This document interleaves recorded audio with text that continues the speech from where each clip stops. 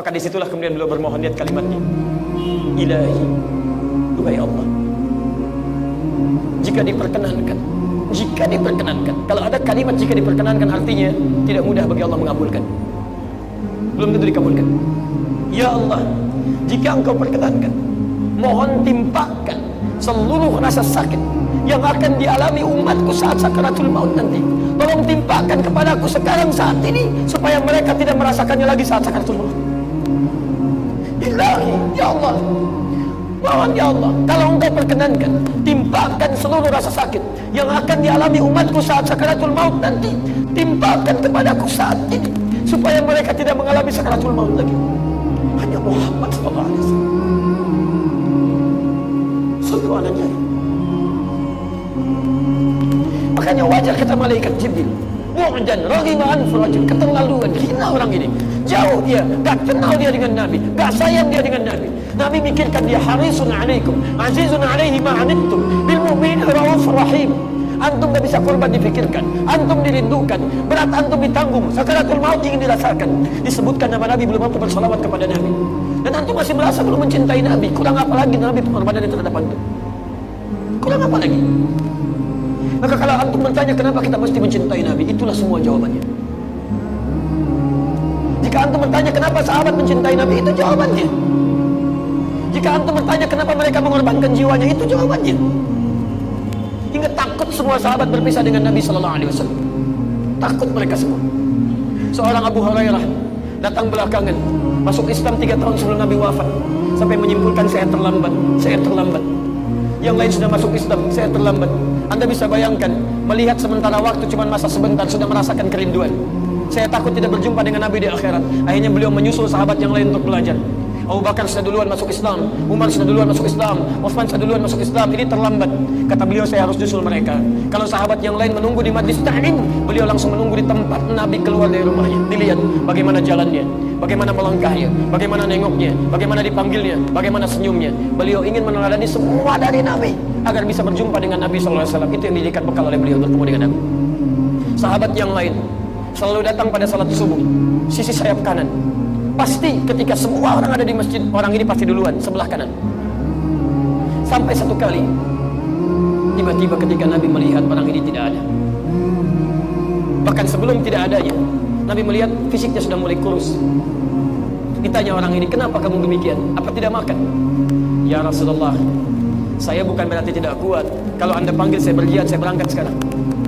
Kalau Anda perintahkan lakukan, saya kerjakan sekarang. Tapi sungguh ya Rasulullah, saya rindu dengan Anda.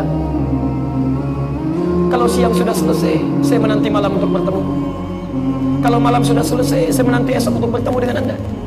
Tapi beberapa waktu ini saya nggak bisa makan ya Rasulullah, karena saya takut ketika di akhirat nanti saya tidak bisa berjumpa dengan Anda. Saya tidak sanggup menelan makanan. Anda ini kan Nabi, Anda Rasul, saya ini cuma orang seperti ini. Bagaimana bisa bersama Anda di akhirat?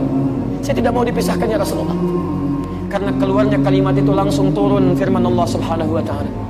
Quran surah keempat ayat ke-69 itu. Lihat kalimatnya.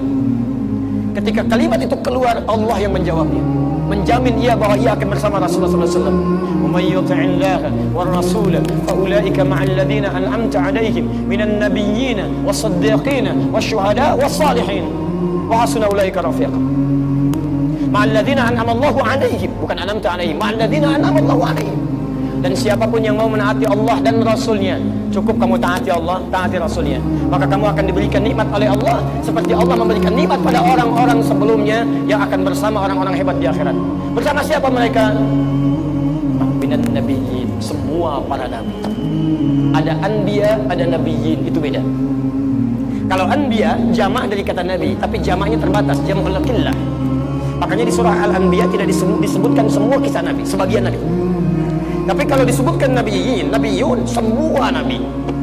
Ada orang yang di surga tetangganya para nabi, masya Allah. Surga biasa ditanya, akhi, di mana antum surganya? Di sini, masya Allah. Siapa tetangga antum? Depan ana, alim A, masya Allah. Perkenal dulu, soleh. Samping kanan ana, Ustadz B, antum juga kenal, iya, soleh. Samping kiri ana, Habib C, masya Allah, terkenal, soleh. Belakang deh, masya Allah, semua disebutkan. Kalau antum di mana akhi surganya? Dia. Di mana? Di sini. Ketuhanannya Nabi Ibrahim. Masya Allah. Samping kiri saya Nabi Yusuf, belakang saya Nabi Musa, samping kanan saya Nabi Muhammad. Ma'an Nabi, bersama para nabi, wasyuhada wassalihin, bersama para syuhada, orang-orang saleh, orang-orang jujur. Masya Allah. Jadi anda bisa bayangkan ayat turun karena kerinduan orang ini kepada Nabi Muhammad SAW, cintanya kepada Nabi, dicintanya para sahabat. Kenapa mereka mencintai Nabi? Kita dapatkan jawabannya. Karena sungguh sifat sayang Nabi terhadap mereka, ketaatan Nabi kepada Allah Subhanahu wa taala menggetarkan pintu langit, mengetuk semua makhluk di muka bumi, baik dari kalangan hewan, kalangan tumbuhan. Yang batang kurma menangis karena tidak ingin kemudian berpisah dengan Nabi, yang sekarang jadi mimbar Nabi di Masjid Nabawi itu, teman-teman sekalian, sampai tumbuhan, sampai hewan, sampai kepada manusia biasa, sampai sahabat, sampai para nabi dan rasul, mereka begitu mencintai Nabi dengan alasan-alasan yang tadi disebutkan. Maka siapa kita dibandingkan para nabi dan rasul dan para sahabat itu, sehingga kita tidak mencintai Nabi